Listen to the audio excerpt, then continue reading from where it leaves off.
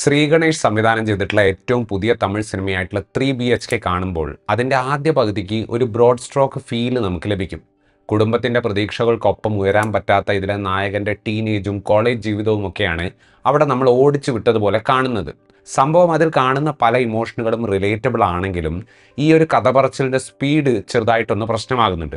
എന്നാൽ രണ്ടാം പകുതിയിലേക്ക് എത്തുമ്പോഴാണ് കാര്യങ്ങൾ മാറുന്നത്. ആദ്യ പകുതിയിൽ കണ്ട അതേ രീതിയിൽ വീണ്ടും ലൈഫ് പോയിന്റ്സ് കാണിക്കുന്ന ഒരു സിനിമയായി ഒതുങ്ങുമെന്ന് തോന്നിപ്പിക്കുന്നുണ്ടെങ്കിലും നമ്മൾ പ്രതീക്ഷിക്കാത്ത രീതിയിൽ ഇതിലെ വീട് എന്ന ആശയത്തെ പ്ലേസ് ചെയ്തുകൊണ്ട് നമ്മൾ ഊഹിക്കുന്ന പാതയിൽ നിന്ന് മാറി ചിന്തിച്ചിട്ട് ഇമോഷണലായിട്ട് സിനിമ ആളുകൾക്ക് വർക്ക് ചെയ്യുന്ന രീതിയിലേക്ക് മാറ്റാൻ സംവിധായകൻ ശ്രീ ഗണേഷിന് സാധിക്കുന്നുണ്ട്. 2007 കഥ ആരംഭിക്കുന്നത്. ശ്രീ വാസുദേവനും അദ്ദേഹത്തിൻ്റെ കുടുംബവും പുതിയതായിട്ട് ഒരു വാടക വീട്ടിലേക്ക് വന്നിരിക്കുകയാണ്. വാസുദേവൻ്റെ മൂത്ത മകനായിട്ടുള്ള പ്രഭു 12ാം ക്ലാസ് പഠിക്കാൻ ജോയിൻ ചെയ്തിട്ടുള്ളത് നല്ല ഫീസുള്ള പ്രൈവറ്റ് സ്കൂളിലാണ്. പ്രഭു നല്ല രീതിയിൽ എത്തും എന്നതിലാണ് കുടുംബത്തിൻ്റെ മൊത്തം പ്രതീക്ഷ. ഇതിനോടൊപ്പം തന്നെ സ്വന്തമായിട്ടൊരു നല്ല വീട് എന്ന സ്വപ്നവും ആ കുടുംബത്തിനുണ്ട്. ആ വീടിനു വേണ്ടി വാസുദേവൻ്റെ മകളായിട്ടുള്ള ആരതി പൈസ സ്വരുക്കൂട്ടി വയ്ക്കാൻ ഒരു പ്ലാൻ വരെ ഇട്ടിട്ടുണ്ട്. സ്വന്തമായിട്ടൊരു വീട് എന്ന ഈ കുടുംബത്തിൻ്റെ സ്വപ്നം യാഥാർത്ഥ്യമാകുന്നതിൻ്റെ വഴിയിൽ നേരിടേണ്ടി വരുന്ന പ്രശ്നങ്ങളാണ് നമ്മൾ ഈ സിനിമയിൽ കാര്യമായിട്ട് കാണുന്നത്.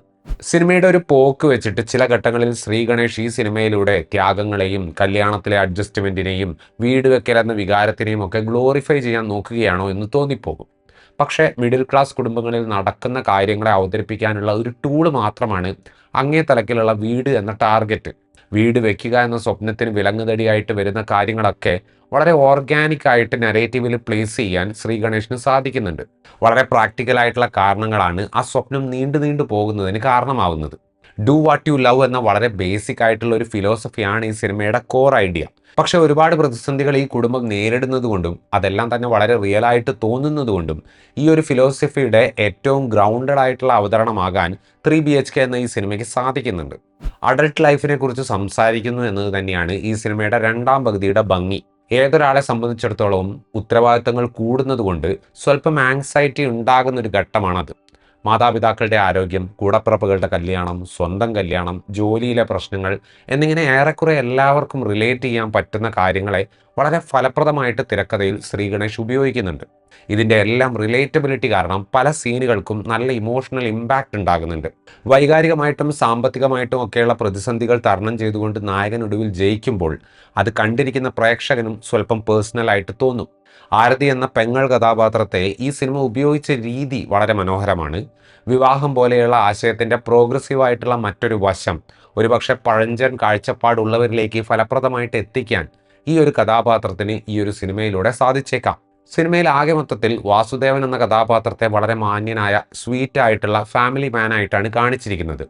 അത്തരത്തിലുള്ള ആളുകളെ അനാവശ്യമായിട്ട് ഗ്ലോറിഫൈ ചെയ്യേണ്ടതില്ല എന്ന രീതിയിൽ സംവിധായകൻ കഥയെ മുന്നോട്ട് കൊണ്ടുപോകുന്നത് ഒരു നല്ല മാറ്റമായിട്ടാണ് തോന്നിയത്. 20 വർഷത്തിൻ്റെ കഥയാണ് നമ്മൾ ഈ സിനിമയിലൂടെ കാണുന്നത്. ഈ സിനിമയുടെ പ്രധാന കാസ്റ്റിന് ആ 20 വർഷം കൊണ്ട് കഥാപാത്രങ്ങളിൽ ഉണ്ടാകുന്ന ഫിസിക്കലായിട്ടുള്ള മാറ്റം വളരെ ഫലപ്രദമായിട്ട് സ്ക്രീനിൽ കാണിക്കാൻ പറ്റിയെന്നത് ഒരു പ്രത്യേകതയായിട്ടാണ് തോന്നിയത്. ഏറ്റവും പ്രായം കൂടിയ ശരത് കുമാറിൻ്റെ ഗെറ്റപ്പ് മാത്രമേ ഒരൽപ്പം മേക്കപ്പ് ഗെറ്റപ്പായിട്ട് തോന്നിയിട്ടുള്ളൂ. പ്രഭുവായിട്ട് വന്നിട്ടുള്ള സിദ്ധാർത്ഥ് ഒരു ടീനേജറുടെ ശാഠ്യവും പിന്നീട് ഉണ്ടാകുന്ന ടെൻഷനുകളും കൺഫ്യൂഷനുകളും ഒടുക്കം ജീവിതത്തിൽ ലഭിക്കുന്ന ക്ലാരിറ്റിയും ഒക്കെ നല്ല രീതിയിൽ തന്നെ സ്ക്രീനിൽ അവതരിപ്പിച്ചു. വാസുദേവൻ എന്ന വളരെ ശാന്തനായിട്ടുള്ള അച്ഛൻ കഥാപാത്രത്തെയാണ് ശരത് കുമാർ ഇവിടെ അവതരിപ്പിക്കുന്നത്. അത്രയ്ക്ക് തിയേറ്ററിക്കൽ അല്ലാത്ത തരം മെലോഡ്രാമയാണ് ഈ സിനിമ പൊതുവെ ഉപയോഗിക്കുന്നത്. അതിനനുസരിച്ച് പെർഫോമൻസ് മോഡുലേഷൻ സ്ക്രീനിൽ അവതരിപ്പിക്കാൻ ശരത് കുമാറിന് സാധിക്കുന്നുണ്ട്. ഒരു ടിപ്പിക്കൽ തമിഴ് സിനിമ അമ്മ കഥാപാത്രമാണ് ദേവയാനി അവതരിപ്പിക്കുന്ന ശാന്തി. പക്ഷെ സിനിമയുടെ അവസാന ഭാഗത്തേക്കുള്ള മാപ്പ് പറച്ചിൽ സീന് കാണുമ്പോൾ ആ കഥാപാത്രത്തിന് തിരക്കഥ കൊടുക്കുന്ന റെസ്പെക്റ്റ് നമുക്ക് മനസ്സിലാകും. മീത രഘുനാഥ് ഗുഡ് നൈറ്റ് എന്ന സിനിമയിൽ ഒരക്ഷരം മിണ്ടാത്ത കഥാപാത്രത്തെയാണ് അവതരിപ്പിച്ചതെങ്കിൽ ഇവിടെ വളരെയധികം പക്വതയും നല്ല രീതിയിൽ സംസാരിക്കുകയും ചെയ്യുന്ന കഥാപാത്രത്തെയാണ് സ്ക്രീനിൽ അവതരിപ്പിച്ചിട്ടുള്ളത്. ആരതി എന്ന കഥാപാത്രത്തിന്റെ സ്റ്റാൻഡിന് ഒരു ഐഡന്റിറ്റി കൊടുക്കാൻ മീതയുടെ പെർഫോമൻസിന് സാധിക്കുന്നുണ്ട്. ചൈത്ര ജെ ആച്ചാറാണ് പ്രഭുവിൻ്റെ എന്തിനും പിന്തുണയ്ക്കുന്ന ഭാര്യ കഥാപാത്രമായിട്ടുള്ള ഐശ്വര്യയെ അവതരിപ്പിച്ചിട്ടുള്ളത്. ഇരുവരുടെയും ലവ് സ്റ്റോറിയിലെ ഒരു പ്രധാന മൊമെൻറ്റിൽ ഒരു ഐസ്ക്രീം വണ്ടി പ്ലേസ് ചെയ്തത് ഞാൻ ഈ അടുത്ത് കണ്ടിട്ടുള്ള ഏറ്റവും കോമിക്കലായിട്ടുള്ള ഒരു സംഗതിയായിരുന്നു. അപ്രായോഗികമായ എന്തെങ്കിലും ഒരു കാര്യം ഫീൽ ഗുഡ് എന്ന പേരിൽ പാക്കേജ് ചെയ്ത് നാട്ടുകാർക്ക് ഒരു എസ്കേപ്പിസ്റ്റ് സുഖം കൊടുക്കുന്ന തരം സിനിമയല്ല 3 BHK. നിങ്ങളുടെ പാഷൻ എന്താണ് അത് പിന്തുടരുക എന്നത് തന്നെയാണ് ഈ സിനിമ പറയുന്നതെങ്കിലും അങ്ങനെ ഒരു തീരുമാനം എടുക്കുമ്പോൾ ഉണ്ടാകുന്ന പ്രതിസന്ധികളും അതെടുക്കാതെ നേടുന്ന സന്തോഷങ്ങളുടെ പൊള്ളയായ വശവും ഈ സിനിമ കാണിച്ചു തരുന്നുണ്ട്. പടം കഴിയുമ്പോൾ ഫിൽമോഗ്രാഫി എന്നതിൽ ഞാൻ ശ്രദ്ധിച്ച ഒരു പേര് TVF ഒരുക്കുന്ന ഗുല്ലക്ക് എന്ന വെബ് സീരീസാണ്. ആ സീരീസ് പോലെ 3BHK എന്ന സിനിമയിലൂടെ വളരെ പ്ലസൻ്റ് ആയിട്ടുള്ള ഒരു സെറ്റിങ്ങിലൂടെ ശ്രീഗണേഷ് പറയാൻ ശ്രമിക്കുന്നത് അൺകംഫർട്ടബിൾ ആയിട്ടുള്ള ചില മിഡിൽ ക്ലാസ് യാഥാർത്ഥ്യങ്ങളാണ്. ഇത്രയുമായിരുന്നു ഈ സിനിമയെക്കുറിച്ചിട്ടുള്ള എൻ്റെ റിവ്യൂ. വീഡിയോ ഇഷ്ടപ്പെട്ടാൽ ലൈക്ക് ചെയ്യുമെന്നും കൂടുതൽ വീഡിയോകൾക്ക് വേണ്ടി ചാനൽ സബ്സ്ക്രൈബ് ചെയ്യുമെന്നും പ്രതീക്ഷിക്കുന്നു. താങ്ക്